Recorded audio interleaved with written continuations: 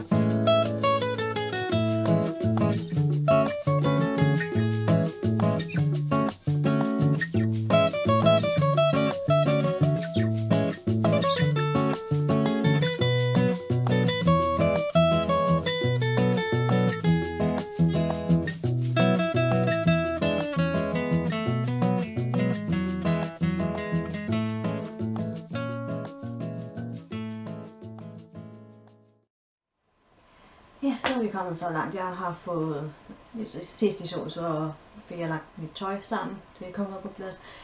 Jeg har spist frokost. Jeg har støvsuget hele huset. Og jeg har vasket over. Nu har jeg lavet mig et frisk krus chai latte. Og så jeg måtte lige til købmanden og købe en mælk, for den mælk vi havde, den lugtede surt. Så jeg købte også lige en omgang chokolade. Nu skal der læses og bare slappes hele dag. Så I har nok allerede grebet jeres bog og det hele. Ja, så, eller noget helt andet er bare fedt med. Så nu går vi i gang med at læse.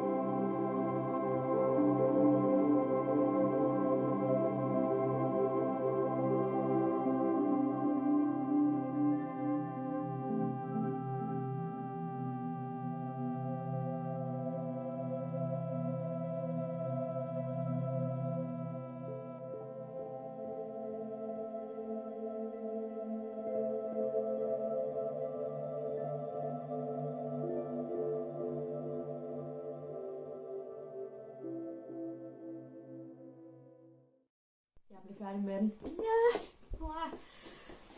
Ja. Altså hvis I har set serien Shadow Moon på Netflix hjemme, så ved I jo, den handler om Alina.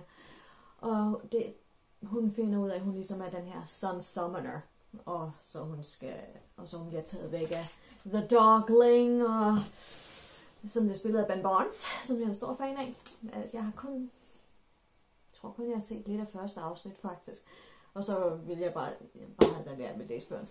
Hun finder ud af, at hun er den her Sun Summoner, og ja, så kommer der altså når man så virkelig sådan har læst bogen, så kommer der et helt plot med The Darkling, faktisk. Sådan at han faktisk ikke er den, han siger, han er, og ja, og der er sådan lidt af et trekantsdrama, sådan med Alina, og så hendes barndomsven Mal, og så Darkling.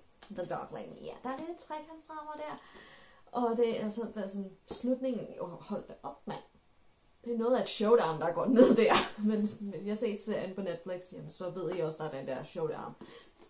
Hvis I også har set, de der små clips, der også er, der florerer lidt rundt på YouTube, og så også på TikTok, Instagram, ja, whatever. Men, det var noget af en showdown der. Noget showdown. Men, ja, nu hedder det så Siege and Storm. Den er jeg spændt på. Det var lige frem, så kan du se. Siege and Storm. Nummer 2. Sådan. Det er jo så, der står jo sådan Grishaverse, Soldier, Summoner and Saint. Hvad står der? Jeg læser, det er jo så på engelsk jo. Der står, Alina Starkov's power has grown, but not without a price. She is the Sun Summoner, haunted across the true sea, haunted by the life she's taken, but she and her best friend Mal can't outrun her enemies for long. The Darkling is determined to claim Alina's magic and use it to take the Ravkan throne. With nowhere else to turn, Alina enlists the help of an infamous privateer and sets out to lead the Grisha army. But as the truth of Alina's destiny unfolds, she slips deeper into the Darkling's deadly game of forbidden magic. To save her country, Alina will have to choose between her power and the man she loves. No victory can come without sacrifice, and only she can face the oncoming storm. Ui. Den skal i hvert fald læses. Den skal læses. Hold da helt op. Ja, den skal jeg i gang med nu, så nu kan den blive lagt på. Jeg har været i gang med den siden sidste år, så den har taget sin tid. Den har taget sin tid at læse, men nu er den færdig. Nu kan jeg sætte den på min liste med, at nu er den læst færdig her i januar, og nu går vi så i gang med Siege and Storm. Det bliver godt. Nu skal jeg drikke mit vand, som jeg har taget med ind, for jeg har været i gang med kapitel. Jeg fortsætter med fra kapitel 16 eller 17, og der er 22 kapitler i den her, og det har taget næsten 3 timer. Det har taget næsten 3 timer at færdiggøre den, så det tager sin tid. Og den her, den er lidt tynd, og så tager vi en Siege and Storm, den er lidt tykkere. Men jeg elsker tykke bøger, det er bare sådan, giv mig alle detaljer, det er derfor jeg synes, at selv hvis jeg godt kan lide en film eller en serie, så er bøgerne jo altid bedre. Bøgerne er altid bedre, for der er flere detaljer. Men det var jo så lige lidt læsning der. Den kommer på plads. Jeg skal drikke mit vand og lige bevæge mig lidt, for nu har jeg siddet stille i noget tid. Ja, så sidder vi her igen. Så jeg vil læse et par kapitler af Siege and Storm nu. Og jeg måske blive lidt mere komfortabel oppe i mit nattøj, for det er ved at være tid. Så jeg kom lidt over 7:30, så jeg har spist aftensmad det hele. Virkelig lækker aftensmad, det vil jeg nok sige. Men der bliver lige læst et par kapitler, inden jeg hopper i seng, og så lige tager mine øjne væk fra læseriet. Men jeg kommer alligevel til at sove godt i nat, når man læser, så får man en god nat søvn ud af.